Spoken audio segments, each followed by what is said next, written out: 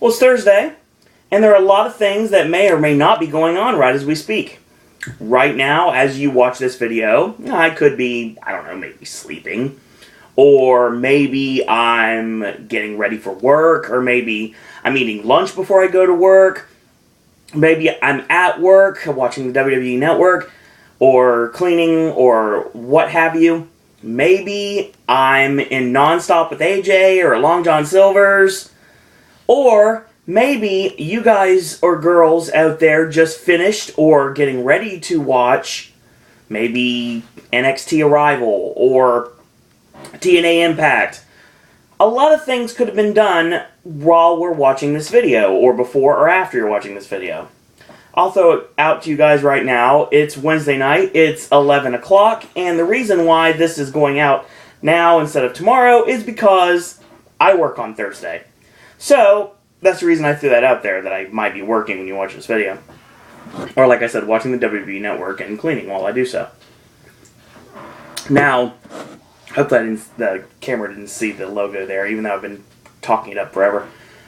We're going to talk a little TNA Impact. And here's the thing. This is a week late. I'll throw that out to you guys right now. I'm sorry. We've been really busy with the BAFTAs and being on Ashley's podcast. We've been really busy. And obviously, I'm trying to get everything on a set schedule, but it's not always working out. So when this video ends, I know, unfortunately, as much as I really wish it could be, this is probably the least viewed of my wrestling recaps, but I'm a TNA supporter, so I'm going to continue to give you guys these videos, because the matches in TNA, even though there was only 4 on the show, they were all good in their own way. And most of this is like 3 pages of notes. Why are they 3 pages of notes? Because it's nothing but promos. And Owen doesn't like promos when it comes to writing, because I have to, like, simplify everything, and then it doesn't sound right, so. Unless I'm doing Bray Wyatt, and then I just get it directly from the awesome person that made the Facebook page. Thank you. I appreciate that. We all do. Now, apparently, from what I'm hearing, is we're going to get a big storm soon. And, yeah, I'm over snow completely. 100% over snow. I want it to end.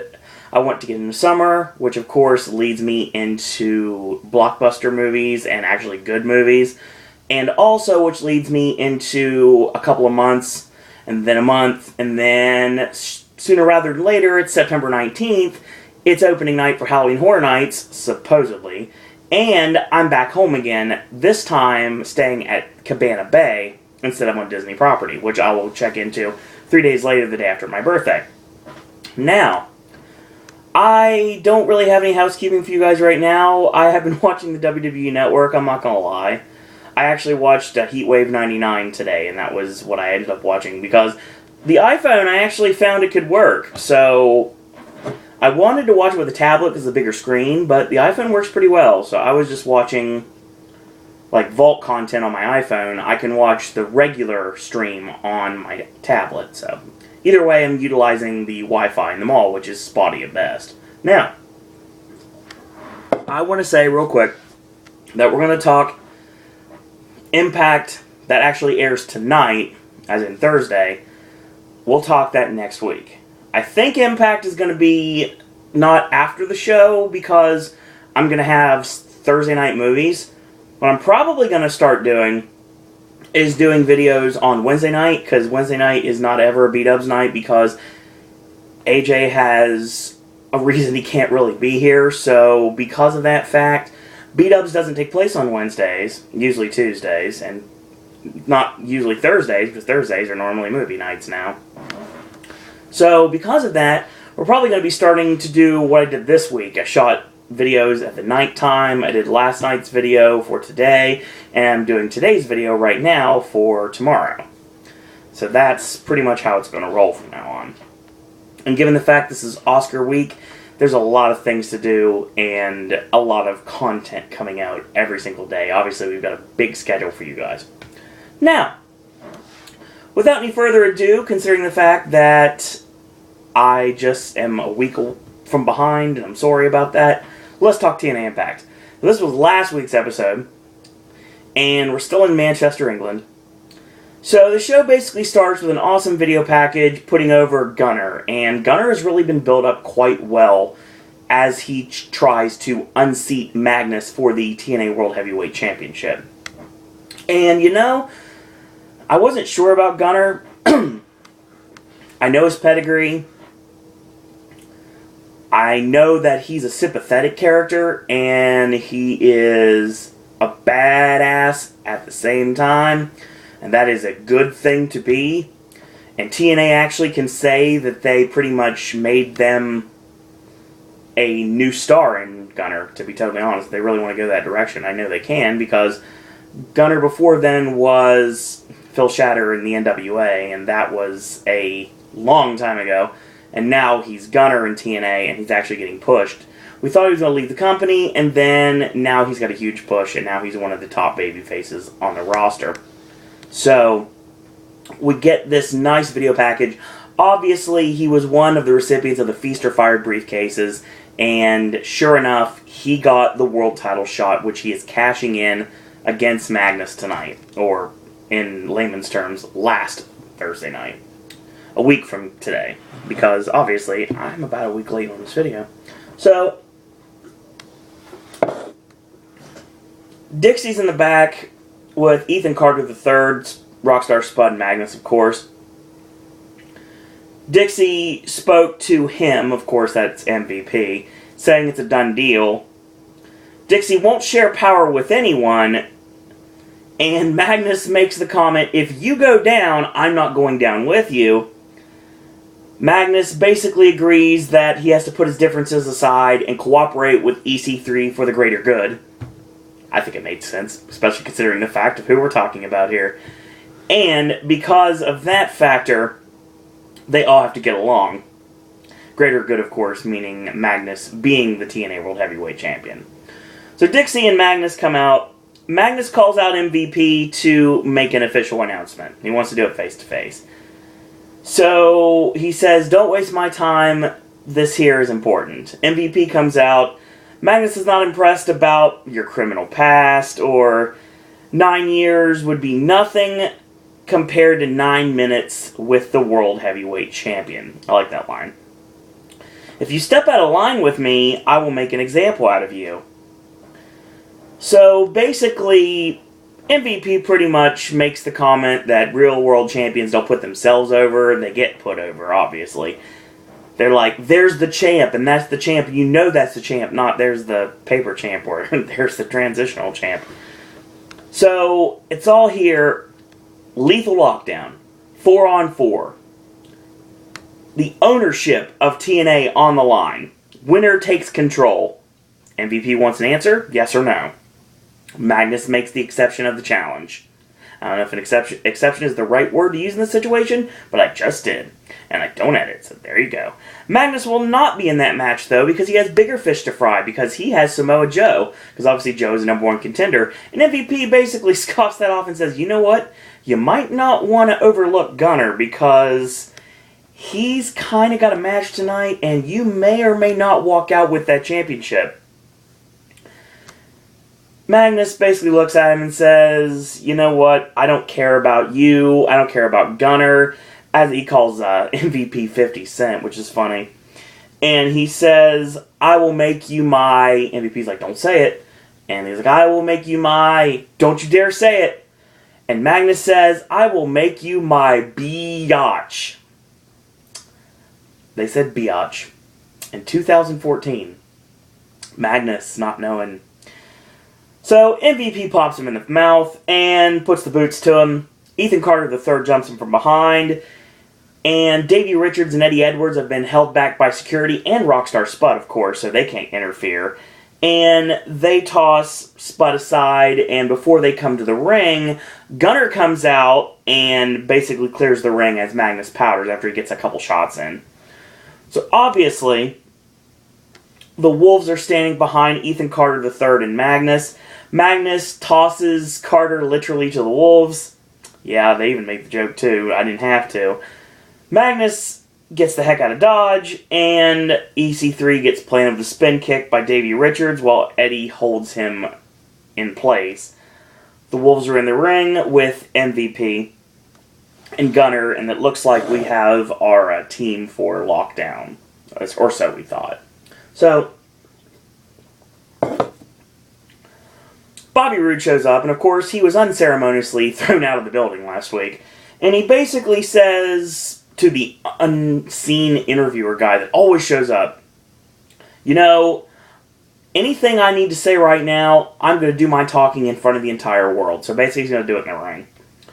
So, Ethan Carter III storms into Magnus's locker room and basically berates him for, like I said before, literally throwing him to the wolves. How appropriate. It's your best interest to just settle down right now and do what's right, like I said, for the greater good. And Ethan thinks about it, like, you know what, yeah, you got it. It's a very mocking tone, of course, given the fact that I have a feeling we're eventually building towards a babyface turn for Ethan Carter III. I think it's a good possibility somewhere down the line. I think there's a possibility he could cost his team the match at Lockdown. I think that actually might happen, honestly. But we'll talk about that in a bit. We got a week till Lockdown. So,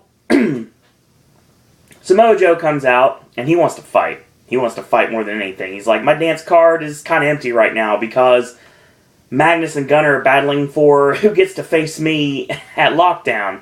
So I came here to Manchester not to sit and watch title match. I came here to fight. So he says, let me lay it out to anybody in the back. Any residents of Dixieland want to walk that aisle, come on down, boys. A very familiar theme hits, and here comes the TNA World Tag Team Champions, the Bromans, with my boy DJ Zima Ion. They all get in the ring. They corner Samoa Joe. Joe's like, okay, which one's going to be, boys? He's like, oh, I'll make the decision for you. How about all three of you? So we get a handicap match. Samoa Joe against the Bromans and DJ Zima Ion. So, Ion, of course, tried to cash in his Feast or Fire briefcase against Austin Aries last week for the X Division Championship. Yeah, he didn't fare very well. So, this is all over the place. Let me talk about it the best I can. And this is short. Snap jab and a whip-in on Robbie E. Clothesline to Robbie E. Ducks Jesse's clothesline and catches a knee strike off the ropes. Boot in and an elbow to the neck. Shima Zion. Oh, whoops. Zima Ion gets control. I read the wrong notes. It's the same person. Thank you.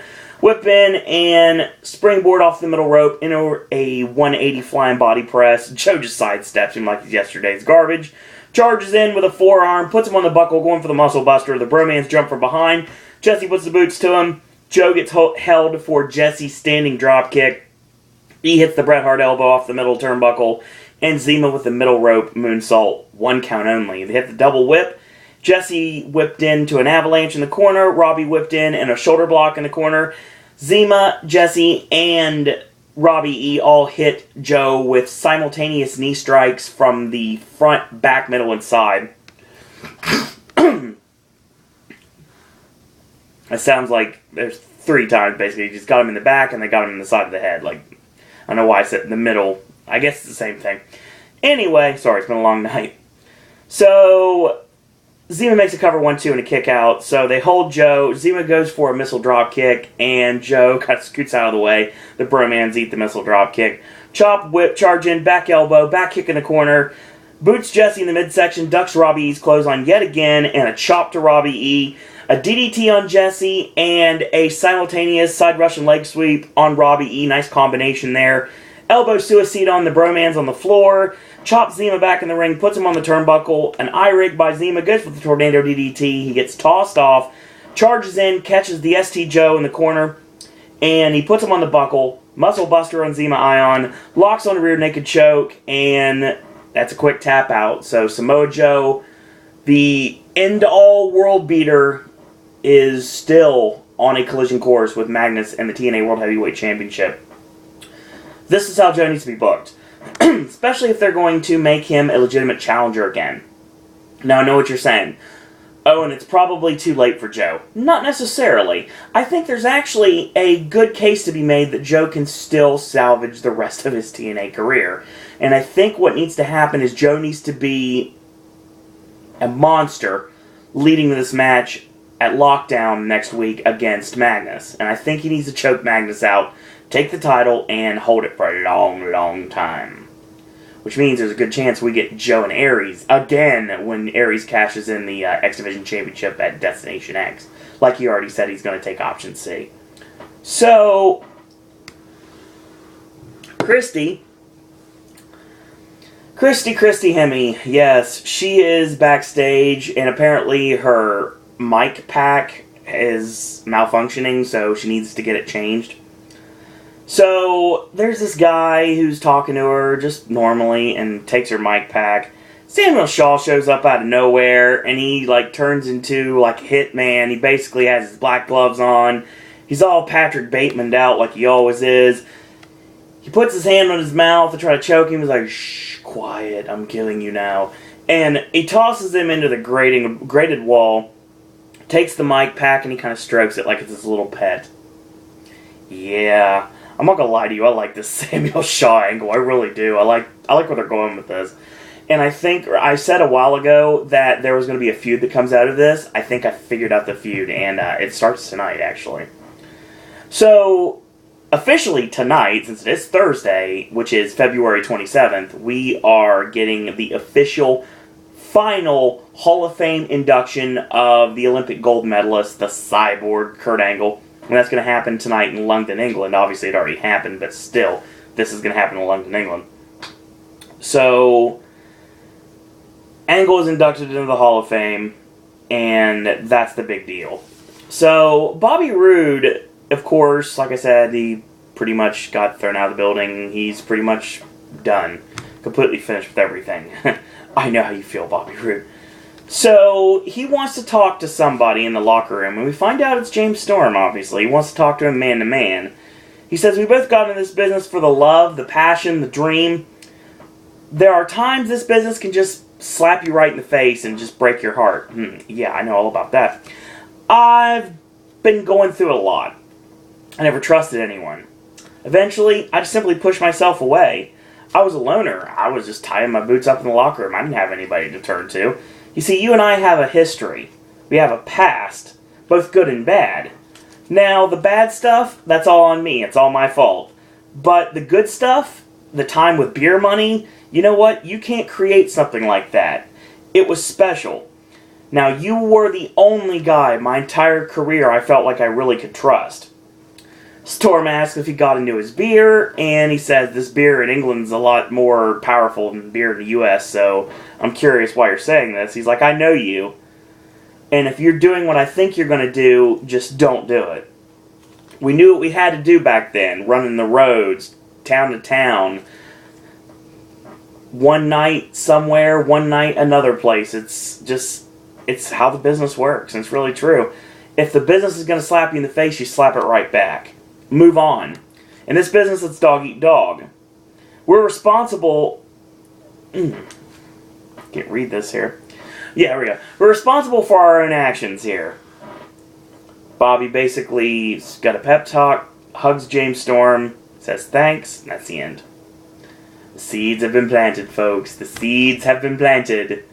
And we could see Beer Money return in 2014.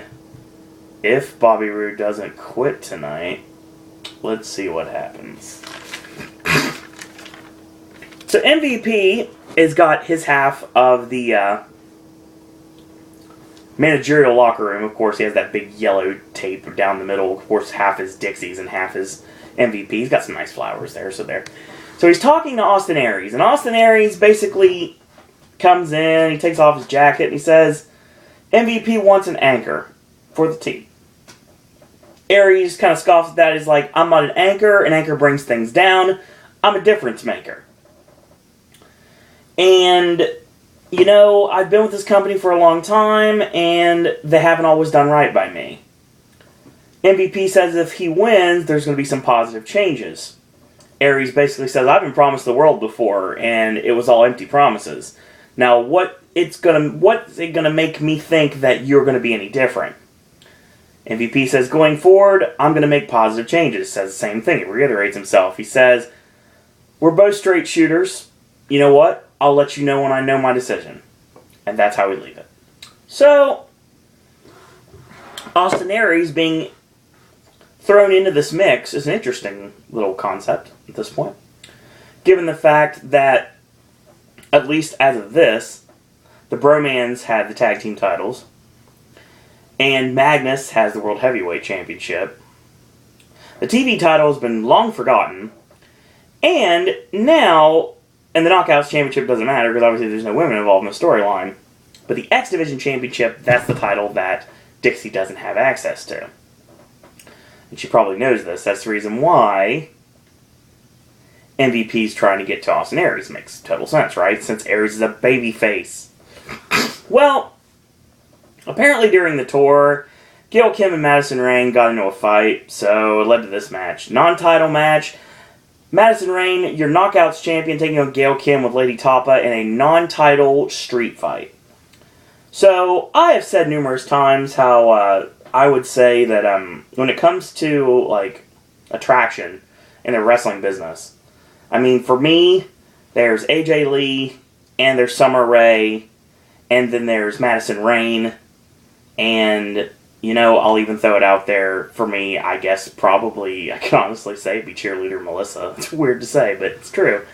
But I'm really happy Madison Rayne's back in TNA, because she belongs there, she really does, and her feuding with Gail Kim, her former BFF, makes total sense, and it makes complete sense given the fact that Gail Kim and Lady Top are officially going to go out at each other eventually, but right now, they're still, everything's fine for the current time. So we get to the live action, and the first thing Madison Rayne does is get a cookie sheet, and she stands at the bottom of the ramp, and when Gail Kim comes out, she nails Gail flush, and then she threatens to hit Lady Tapa with it. It's really interesting. And we get back in the ring, clothesline comes off the ropes, kicks Gail, and a front drop kicks into the cookie sheet, Rob Van Dam style, into the face, 1-2, and a kick out. Puts the cookie sheet in the corner. Normally it's called setting up your own demise. And Gail puts on the brakes when she gets sent in.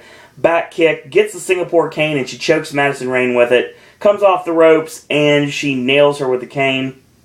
Goes for the figure 4, and she gets kicked into the cookie sheet in the corner. Boot to the head sends Gail to the floor, and Lady Tapa jumps in the way of Gail Kim to make sure Madison doesn't try to take advantage. And Madison's like, forget it, I'm going to dive in. So she dives off the apron onto Lady Tapa, and she catches her in like a guillotine choke, basically.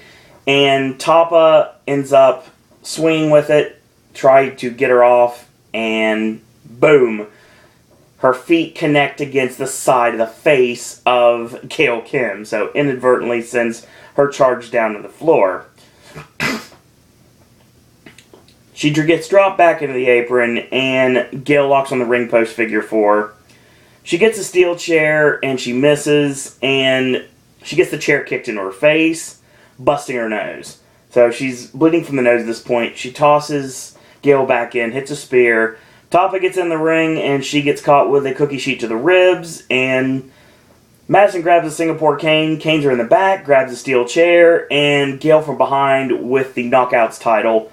1, 2, 3, and Gail Kim wins this non-title match. We're still building towards Gail Kim and Madison Rayne, and they will collide at Lockdown on not this coming Sunday, but next Sunday, inside a steel cage, because they brought back the gimmick, and all the matches at Lockdown 2014 in Miami will take place inside the steel cage. So, it'll be interesting to see where we go with this. It really will. So, basically, Gunner is talking to James Storm, and Storm's kind of hyping him up for it, and Gunner's basically saying he's like gonna dedicate the win to his fallen brothers, and Storm basically calls him an idiot, pretty much saying that, why would you gotta be a little bit less when it comes to being so selfless, because you need to look out for yourself here, not just you. I understand you look out for your friends, that's fine, but don't just look out for your friends, look out for yourself, and realize what's going to happen once you have that TNA World Heavyweight Championship over your shoulder, around your waist, in your grasp. It changes you, and then you got a bullseye obviously on your head. keep that in mind. So Gunner takes the briefcase, the Feast or Fire briefcase, with the tag title shot and gives it to James Storm. Seed planted, 2. So Bobby Roode comes out. And he comes out, black leather jacket, wearing his It Factor shirt. He says, for the past 11 years, he's been proud to call Impact Wrestling his home. And for 17 years, he's been proudly living his dream as a professional wrestler. Now, to perform in front of great fans like you, nice babyface reaction there, I did a lot of bad things. Behind the scenes, not just in the ring, I ruined friendships. I destroyed alliances. You know what? I can't change the past, but I surely can change my future. And I have to say that tonight is my last night as a professional wrestler. Crowd's completely against this, chanting no, of course. See, I only see hate when I look in the mirror. I absolutely hate myself. I can't take Dixie's crap anymore. I have to walk away. I'm sorry. But I'm going to do something before I leave that I've never done before. I'm going to thank each and every one of you fans out there. So he goes to leave. Dixie's music hits. She comes out. She says, you can't decide when you leave. That's my decision. See, you have an ironclad contract, so I say when you leave. Word's done. Says so. Jeff Hardy, Sting, AJ Styles, you know what? I didn't want any of them because they were troublemakers. But Bobby, I need you. TNA needs you. So Dixie says, you know what? You said something that you said you'd never do, and I'm going to do something I thought I'd never do. I apologize to you. I'm sorry, Bobby. And Bobby's like, you know what? I don't want to work with you anymore. And she asks him, you know, what are you going to do? Wrestling is in your blood. You know what? Lockdown is one of the most important nights in the history of this company. And I need a captain. A captain who wants that victory. I want that man to be you. Bobby, of course, is apprehensive, says, after everything that's been done to me, why should I even trust you? Dixie throws her cards on the table and says, you know what? I'm willing to give you 10% of TNA. Actual ownership of the company. That's how much I deem this to be important. That's how important you are to this team. So Bobby's like, well, if my team wins, we become partners? She's like, no. You will own a part of TNA. So get your lawyers, draw up any contract you want, I'll sign it, no questions asked. Bobby thinks about it, crowd's wanting him to say no, of course, and he says, you have a deal. Pulls her close and says, but just remember, if you think, no, you'll screw me over, I'll dedicate the rest of my life into destroying yours. I like that, that's a great line. So, there's 2 ways to look at this next segment. Jeremy Borash is with Bad Bones, who won the official online gut check, beating a lot of my friends and people that I really enjoy. Now, he's talking to him. In the background is what we're supposed to focus on, and that is Ken Anderson and Christy Hemme looking over pictures on an iPhone. That's what it looked like, at least. All of a sudden, from behind, Mr. Anderson gets attacked. And, of course, we completely forget about Bad Bones as Mr. Anderson gets thrown hard into Christy Hemme. Their heads collide. And Christy goes down. So Anderson gets thrown into that steel grate I talked about earlier. And, of course, this attack is from everyone's favorite Samuel Shaw. So Sam picks up Christy, carries her away. Mr. Anderson left lane, doesn't matter. And God knows what's about to happen with this. We'll find out later, but still. He has evil intentions, you can just tell. So, of course, we get the Bad Influence. And they are overly excited that Bobby Roode now has this power. Because they can get the Extraordinary Gentlemen's Organization back together again. Bobby says, you know what? I need the best team. Not necessarily my friends. You want to be on the team? You go out in the ring tonight and you prove yourselves. So they have an opportunity to prove themselves. In the next match, a match I've been waiting forever for, but didn't get enough time. It got 6 minutes, and I would at least added 10 more to it, because it would have been awesome. It is the Wolves official tag team match debut on TNA Impact against Bad Influence. I want this to be a feud. I really do. So much Ring of Honor in this match. So much Ring of Honor. So many Ring of Honor championships in this match, too. So, we go midway through the match, like we do here on Pop. Daniels gets hit with a double Japanese arm drag. Kaz comes off the top. He gets caught with a double kick from Richards and Edwards. The double whip to Kaz. Edwards with a drop toe hold into Richards' sliding drop kick. Edwards whips Richards into a forearm in the corner on Christopher Daniels. The Basaiku knee on Daniels by Richards makes a cover 1-2, and Daniels kicks out. Yeah, the Basaiku knee, you know, the fire-breathing knee Daniel Bryan is using now? The one that everyone stole from Kenta? Sorry, Kenta. Just doesn't work out for your moves in American wrestling, no does it? I don't know what he would use as a finisher, or even a signature, if he got signed with WWE or TNA right now, because all his stuff has been taken by everyone. It's like Kenta is the Japanese Nova. That's the best way I can describe it. I think that's the best way I could ever describe it. Scoop slam by Davey Richards goes up top. Kaz tries to take advantage and try to pull him off the top or crotch him up top, and Kaz basically gets kicked off.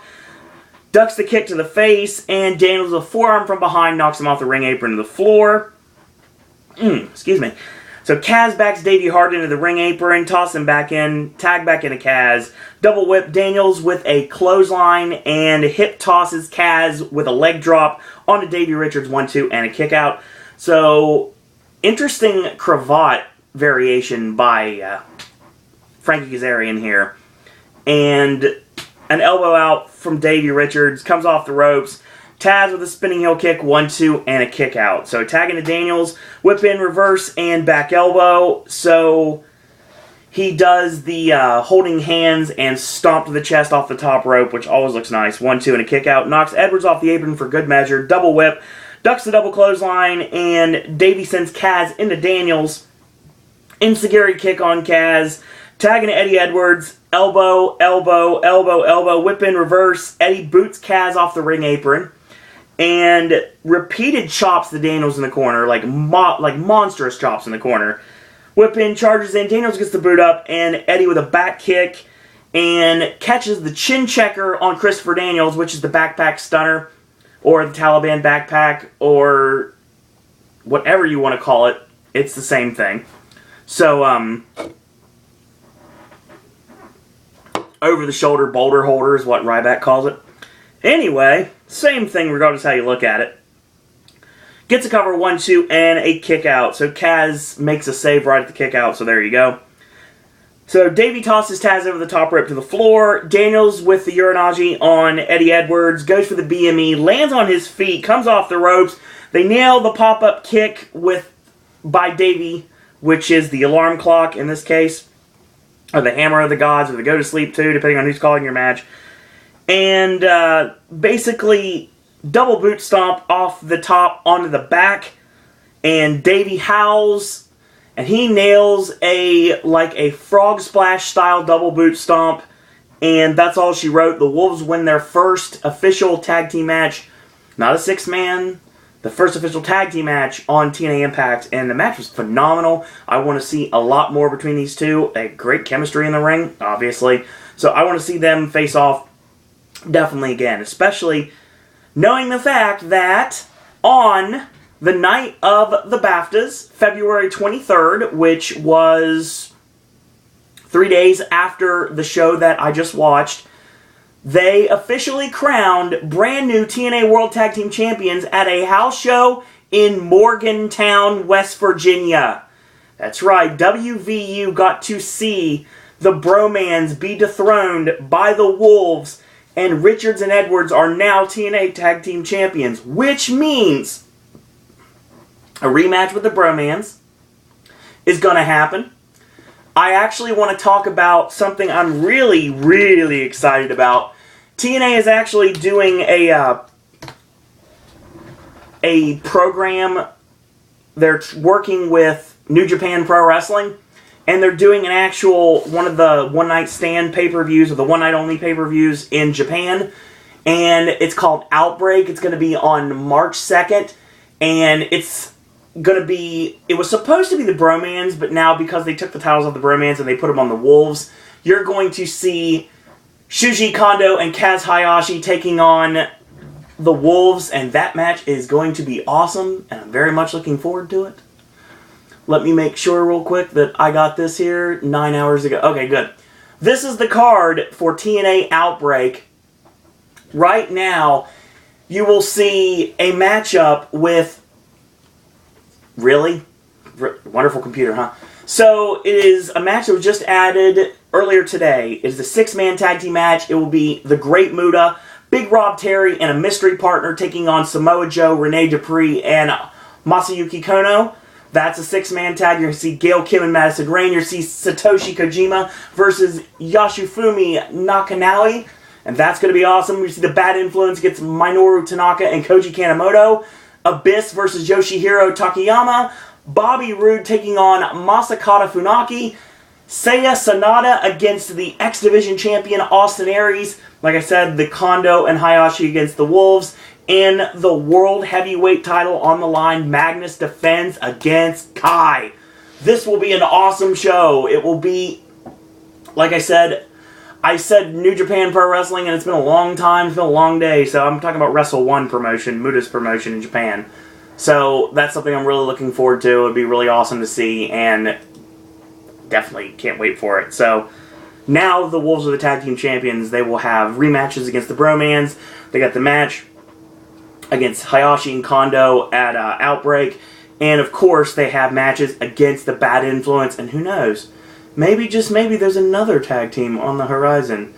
One that, I don't know, one of which maybe just got a Feast or Fired briefcase tonight? Let's see. My subtlety is terrible, isn't it not? So, we get our main event coming up next. But first, we have to find out what's going on with Samuel Shaw, if he's not getting handsy with Christy Hemme. He picks her up, puts her on a table. He looked like he had tape in his hands, like he's trying to tape her down, like Dexter style. And he revives her and starts rubbing her shoulders, and says, "Where's Anderson?" And he's like, "Everything's okay, princess." And Samuel's got everything in control. And then, like the heel in the call, he basically sees the cameraman and just, like, makes him go away. So yeah, we're getting interesting there. I got another cryptic promo from Will-O-the-Wisp, Jeff Hardy's old Omega gimmick that apparently is coming to TNA. Really creepy stuff. Apparently at one point he got the Penguin's umbrella from Batman Returns, so that's what I saw there. He's dressed in black and white from head to toe. It's just freaky. So next week we get a match, or should I say tonight, we get a match between Bobby Roode and MVP, the captains of the Lockdown teams, and that will be the lead-in to actual Lockdown, which will be next Sunday, which I'm really looking forward to, and Lockdown should be a really good show. Our main event is Magnus defending the TNA World Heavyweight Championship against Gunner. So, it's Magnus rules, no DQ, no countout. Of course, we know what that means, and sure enough, midway through the match, he calls for the Cavalry, and instead of Ethan Carter III, or Rockstar Spud, or Bad Influence, or anyone comes out, no, it's the Wolves and Cowboy James Storm. So that is where we start this match, midway through, like we always do. Magnus goes for 2 suplexes, blocked both times by Gunner. Challenger hits a snap suplex of his own. Drop toe hold by Magnus, caught him off the ropes into a camel clutch. Gunner picks him up on his back and drops him back into the corner, creating separation, of course. Sleeper, and Gunner breaks it with a backdrop suplex. They trade blows. Gunner gets the upper hand, comes off the ropes, and a knee by Magnus. Magnus hits the Michinoku driver, goes up top for the flying elbow. He connects 1-2, and Magnus does not get the pin off that one. Somehow, Gunner managed to kick out. Magnus gets frustrated, goes to the floor, grabs the championship, and Gunner ducks the belt shot. Gunner with a fireman's carry, Magnus with the eye rake, and they both collide courtesy of double crossbodies. Ethan Carter III and the Bromans come in, and of course Storm and the Wolves come in, and they fight them all the way to the top of the ramp, pretty much getting rid of them, at least momentarily. Back in the ring, Gunner with a boot and a jackknife powerbomb, goes up top for the flying headbutt, and Rockstar Spud puts the foot of Magnus on the bottom rope right as the 3 count's about to be administered. So Gunner goes after Spud, chases him a bit. Spud gets in the ring, and he runs away, of course. Magnus does connect with a belt shot, and 1-2, Gunner kicks out. So Storm comes out to even the odds again, chases Rockstar Spud around. Magnus ends up slamming Gunner's head first into the top turnbuckle, and he no-sells it, starts ramming his head incessantly into the top turnbuckle. So he comes off the ropes, axe handle, headbutt, charges in with a knee in the corner, hits the Tully Blanchard special, the slingshot suplex, and Magnus is in serious trouble. He gets up, he hits the Uranagi, goes up top for the flying headbutt, Spud's in the ring. James Storm gets in the ring to stop Rockstar Spud, or so we thought. So, what happens to Spud? He gets tossed over the top rope to the floor. Casualty of war, I guess you would call it. Gunner goes for the flying headbutt again. He flies off. Bam! Last call super kick. James Storm lays out his tag team partner. Magnus, completely confused, but he doesn't care. He wins anyway. Rolls over on top 1, 2, and 3, and Magnus retains the TNA World Heavyweight Championship, and the fans wonder why, James, why? Great end to the match, actually. I'll say right now, before we get talking about anything more, I will say, straight up, Magnus hasn't been booked the right way. He's a chicken heel. That makes total sense, right? He's going to run away from a fight. He's going to try to win the title by any means, retain the title by any means necessary. And that includes, obviously, cheating, doing everything underhanded, getting help from anybody from the outside, from Dixieland in this case. He's not been booked as a strong champion. He's been booked as a paper champion, which is what they're calling him. So I wouldn't necessarily have done that. I would have given him some few credible wins. And if you want to give Magnus any credibility going in, you have him beat Joe on Sunday, honestly. Next Sunday. I have to keep saying next Sunday, so. You have Magnus beat Joe at Lockdown, but I think Joe's going to choke Magnus out and take the title. And I think that's actually the right call. Speaking of call, the last call super kick after Gunner was going for the diving headbutt, it just looked vicious as all get out. Awesome. And it's been officially announced that that match will now take place at Lockdown. James Storm against Gunner, the battle of the former tag team partners inside a steel cage. It'll be really interesting to see where we go from there. Obviously, there are seeds planted numerous times on the show tonight that show that we're going to get a Beer Money reunion. And Beer Money feuding with the Wolves for the TNA World Tag Team Championships over the summer. Yeah, that's just what the doctor ordered right now. And hopefully, I can see that match live in September or December if TNA is still in Soundstage 20 by then, which I hope it is. So, yeah. It's very full of storyline progression, and I'm not big on writing promos because it takes a lot to really do it justice.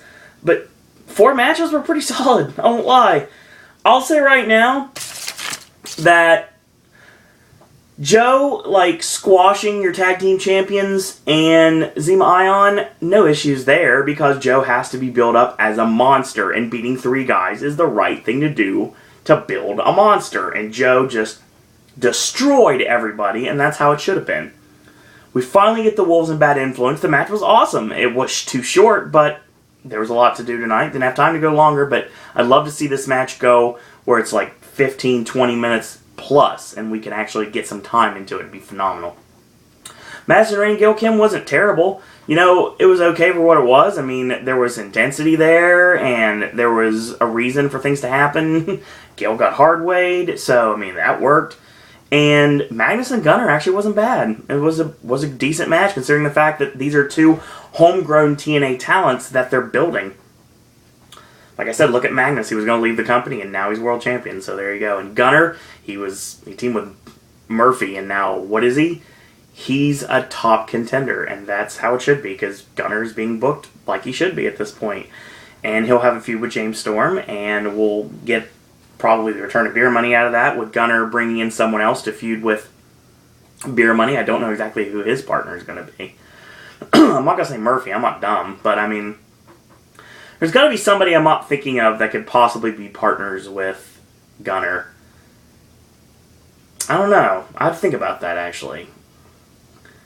You know, there's really nobody that comes to mind, so I really have to think about that. I mean, Of course, we could always use the wild card and say Chris Harris, but I don't know if Chris Harris is in wrestling shape, and I don't know if Chris Harris is on speaking terms with the company. So who knows? Anyway, I think that's the direction you go with this. Or maybe Eric Young, actually, since Eric Young knows Bobby Roode so well from their Team Canada days.